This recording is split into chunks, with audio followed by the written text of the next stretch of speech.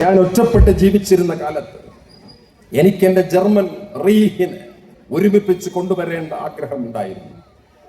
നിങ്ങൾക്കറിയുമോ, എൻ്റെ അച്ഛൻ മരിച്ചു പോയതിനു ശേഷം, എൻ്റെ അമ്മ എന്നെ വിടവാങ്ങിയതിനു ശേഷം ഞാൻ എന്തുമാത്രം കഷ്ടപ്പെട്ടിട്ടുണ്ടെന്ന് നിങ്ങൾക്കറിയുമോ? ആ നാട്ടിൽ ഓസ്ട്രിയയിൽ ജീവിച്ചുകൊണ്ട് ഞാൻ ജർമ്മനിയുടെ ഐക്യത്തിന് വേണ്ടിയിട്ട് ശ്രമിക്കുമ്പോൾ ഞാൻ എൻ്റെ യഥാർത്ഥ ശത്രുക്കളെ അക്കാലം കൊണ്ട് തന്നെ കണ്ടെത്തുകയായിരുന്നു എന്ന് പറഞ്ഞ ഹിറ്റ്ലർ ജർമ്മനിയിൽ അധികാരത്തിലേറി ഒരു നാസി പട്ടാളം പ്രേഗിലേക്ക് ഇരച്ചു കയറുന്ന സന്ദർഭമാണ് ആ നോവലിന്റെ തുടക്കം. ഞാനതിവിടെ പറയാൻ കാര്യം, ആ നോവലിന്റെ തുടക്കത്തിൽ വളരെ സുന്ദരമായി രണ്ട് അപ്പൂപ്പന്മാരുടെ കഥ ബഹുമിൽ പറയുന്നുണ്ട്. രസകരമായിട്ടാണ് അപ്പൂപ്പന്മാരെ കുറിച്ച് പറയുക. എനിക്ക് രണ്ട് അപ്പൂപ്പന്മാരുണ്ടായിരുന്നു.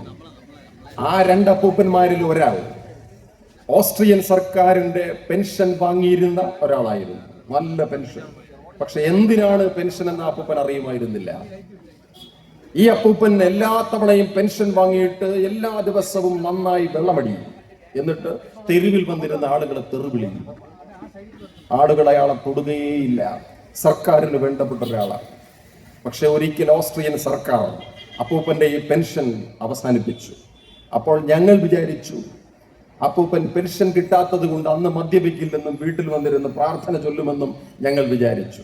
പക്ഷെ അപ്പൂപ്പൻ അന്ന് ചെയ്തത്, പതിവിലുമേറെ മദ്യപിച്ചുകൊണ്ട് തെരുവിൽ ചെന്നിരുന്ന് ആളുകളെ തെറിവിളിക്കാൻ ആരംഭിച്ചപ്പോൾ ആളുകളെ അയാളെ കാലിൽ തൂക്കിയെടുത്ത് ചുമരിൽ അടിച്ച് അപ്പൂപ്പനെ കൊന്നു.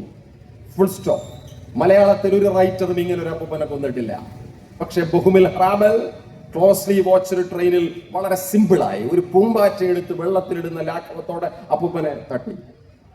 രണ്ടാമത്തെ അപ്പൂപ്പനാണ് വളരെ രസകരം. ആ അപ്പൂപ്പനെ കുറിച്ച് ഹാബേൽ പറയുന്നത്, ആ അപ്പൂപ്പൻ സർക്കസിലെ ഒരു ഹിപ്നോട്ടിസ്റ്റ് ആയിരുന്നു. ഈ ബിസ്ക്കറ്റ് തിന്നുന്ന ലാഘവത്തോടു കൂടി ഒരു അപ്പൂപ്പനെ കുറിച്ച് പറയുക രുചികരമാണ്.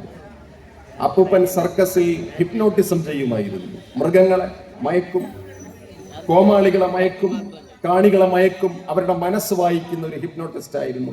നമ്മുടെ സർക്കസിൽ അങ്ങനെ ഹിപ്നോട്ടിസ്റ്റുകളില്ല. ഈ അപ്പൂപ്പൻ ഒരു ദിവസം കസാലയിലിരിക്കുമ്പോൾ ഒരാൾ വന്ന് പറഞ്ഞു, നീ എത്രയും പെട്ടെന്ന് നിന്റെ സമ്പാദ്യം മുഴുവൻ ചുരുട്ടിക്കെട്ടിയിട്ട് ഇവിടെ നിന്ന് രക്ഷപ്പെടാൻ നോക്കൂ. അതല്ലെങ്കിൽ ഫാസിസ്റ്റ് പട്ടാളം ഇവിടെ ഇരച്ചു കയറിയിട്ട് നമ്മുടെ വീടുകളൊക്കെ തകർത്തു കളയും, നമ്മുടെ ആരാധനാലയങ്ങളൊക്കെ തകർത്തു കളയും, നമ്മുടെ കുഞ്ഞുങ്ങളെ അവർ ജീവനോടുകൂടി തീയിലേക്ക് വലിച്ചെറിയും. അപ്പൂപ്പൻ പറഞ്ഞു, എന്ത് ഫാസിസ്റ്റ്, എന്ത് നാസി പട്ടാളം, എനിക്ക് അവന്മാരൊക്കെ വെറും പുല്ലാണ്. അവന്മാരൊക്കെ ഇങ്ങ് വരട്ടെ, ഞാൻ കാണിച്ചു കൊടുക്കാം.